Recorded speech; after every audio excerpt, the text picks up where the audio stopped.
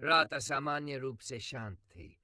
आसमान में बादल ठहरे हुए थे, लेकिन चांद पर फैली हल्की नीली आभा किसी अनहोनी का संकेत दे रही थी। हवा में एक ऐसी ठंडक थी जो हड्डियों तक को चीर दे। राजस्थान के वीराने में स्थित एक पुराना किला, जिसकी टूटी दीवारें सदियों की बर्बादी का प्रमाण थीं, आज किसी अदृश्य भय से कांप रहा था। उस किले की सीढ़ियों पर एक औरत तेजी से भाग रही थी। उसके पैरों में खून लगा था, सांसें टूटी हुई थी, और उसकी गोद में एक नवजात शिशु था, जिसे वह अपने सीने से चिपटाए बिना रुके आगे बढ़ रही थी। उसके कपड़े फटे हुए थे, और उसकी पीठ के पीछे पंखों जैसी नीली रोशनी झिलमिला रही थी। वह इंसान नहीं थी, वह अग्निफैन क्लैन की योद्धा थी, और आज उसकी हर सांस अपने बच्चे की रक्षा के लिए थी। अचानक किले के भीतर गहरी गर्जना गूंज उठी। आवाज ऐसी थी जैसे खुद धरती की नसें कांप रही हों। मायरा, तुम भाग नहीं पाओगी। वह बच्चा मेरा है। दैत्य नागवंश का उत्तराधिकारी मुझे सौंप दो। मायरा का दिल तेजी से धड़क उठा। वह जानती थी कि यह आवाज किसकी थी। यह कालसर्प था, नागों की दुनिया में सबसे घातक और निषिद्ध प्राणी। आधा सर्प, आधा मानव, शक्ति और विनाश का मिलाजुला रूप।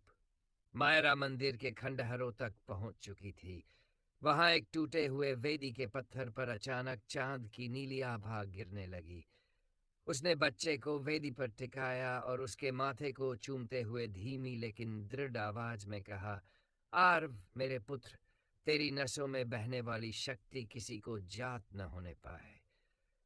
तू नागदैत्य है और तुझे बचाना मेरा धर्म। उसके शब्द समाप्त होते ही हवा भारी हो गई। मंदिर की दीवारें जैसे थरथरा उठीं। चांद की नीली रोशनी बच्चे पर ठहर गई। नवजात आरव शांत था, लेकिन अगले ही क्षण उसकी आंखें खुलीं और उनमें नीला और हरा प्रकाश एक साथ चमक उठा। पीछे से भारी कदमों की आवाज आई। एक लंबी छाया मंदिर के द्वार पर उभरी। वह काल सर्प था। उसका शरीर धीरे धीरे मानव रूप ले रहा था, लेकिन उसकी आंखों में वह लाल चमक थी जो मौत का संकेत थी। मायरा, उसने कहा, उसे मुझे दे दो। वह तुम्हारी गोद में सुरक्षित नहीं है। उसकी दैत्य शक्ति संसार को जला सकती है। मायरा ने अपने पंख फैलाए। उसके पंख नीली आग से जलने लगे। उसकी आवाज में डर नहीं था, केवल दृढ़ संकल्प था। जब तक मैं जीवित हूं, इस बच्चे को कोई छू नहीं सकेगा। कालसर्प हंसा। उसकी हंसी में विष था, मौत की गंध थी, लेकिन मायरा पीछे हटने वाली नहीं थी। उसने बच्चे को वेदी पर सुरक्षित रखते हुए अपने दोनों हाथ आकाश की ओर उठाए और शक्ति आह्वान किया, अग्निफैन रक्षाबंध। उसके शरीर से नीली आग फूटने लगी।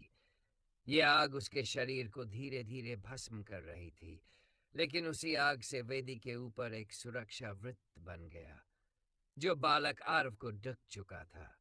कुछ ही क्षणों में मायरा का शरीर राख बनकर जमीन पर बिखर गया। मंदिर में गहन खामोशी फैल गई। केवल सुरक्षा वृत्त की हल्की चमक बाकी थी। बच्चा, जो अब तक शांत था, अचानक रो पड़ा, लेकिन उसकी रोने की आवाज साधारण नहीं थी। उसकी चीख के साथ हवा कांपने लगी। वेदी के आसपास 5 तत्वों के चिन्ह उभरे। अग्नि की चिंगारी, जल की बूंद, वायु की लहर, पृथ्वी की धूल और आकाश की छाया। कालसर्प ये दृश्य देखकर पीछे हट गया। उसकी आंखों में पहली बार भय उतर आया। यह असंभव है। 5 तत्व एक साथ। ये बच्चा तो पूर्ण नागदैत्य है। अगर ये बड़ा हुआ तो ये मुझे भी नष्ट कर देगा। वह तुरंत अपनी सर्परूपी देह में बदलकर अंधेरे में गायब हो गया। कुछ देर बाद 2 ग्रामीण मंदिर की ओर पहुंचे, पुजारी और उसकी पत्नी। मंदिर की दहलीज पर नीली छापें देखकर वे कांप गए, लेकिन जब उन्होंने वेदी पर एक बच्चे को देखा तो स्तब्ध रह गए। बच्चा शांत था, उसकी आंखें तेज और गहरी, जैसे किसी दूसरी दुनिया की हों।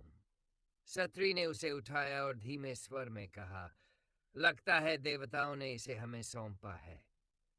पुजारी ने गंभीर होकर कहा, लेकिन इसकी आंखों में जो चमक है वह किसी साधारण बच्चे की नहीं है।